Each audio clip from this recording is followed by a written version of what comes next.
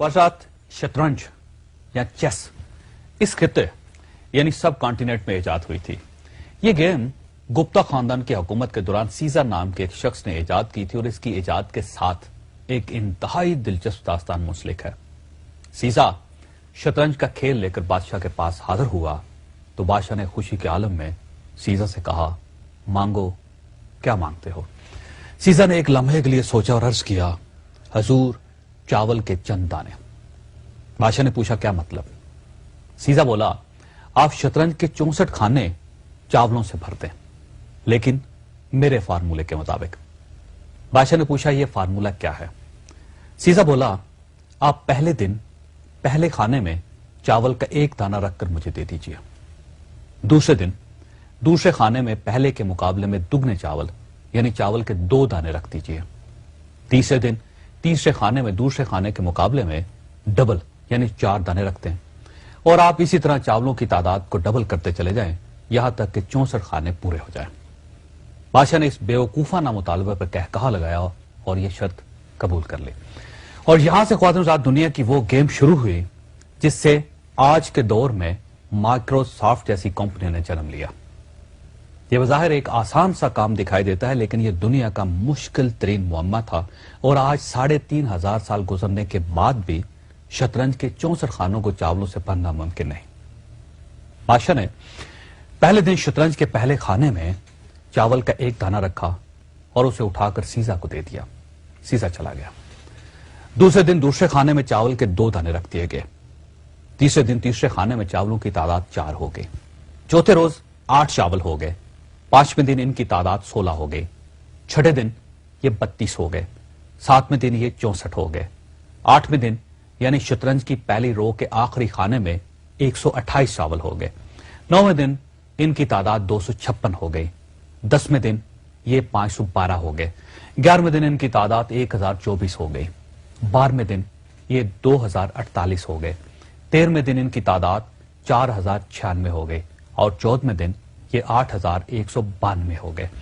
15वें दिन ये 16384 हो गए और 16वें दिन ये 32768 हो गए और यहां पहुंचकर शतरंज की 2 कतारें मुकम्मल हो गईं और बादशाह को थोड़ा थोड़ा सा अंदाजा होने लगा कि वो मुश्किल में फंस चुका है, क्योंकि वो खुद और उसके सारे वजीर मशीर सारा दिन बैठकर चावल गिनते रहते थे।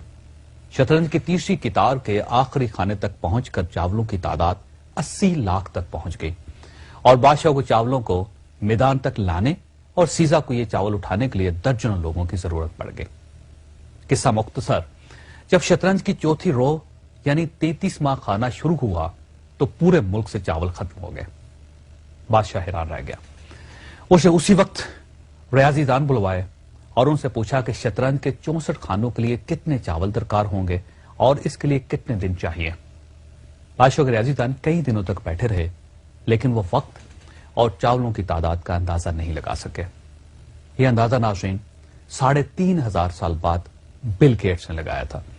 बिल गेट्स का ख्याल है कि अगर हम एक के साथ 19 जीरो लगाएं तो शतरंज के 64 खानों में इतने चावल आएंगे।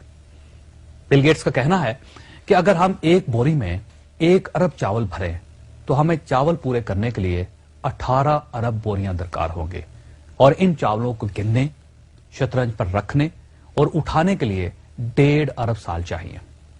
आप भी ये कैलकुलेशन करके देख लें, आप भी हैरान रह जाएंगे। लेकिन ये याद रखिए कि ये हिसाब आम कैलकुलेटर के जरिए नहीं लगाया जा सकेगा। ये सिर्फ कंप्यूटर के जरिए ही कैलकुलेट किया जा सकता है।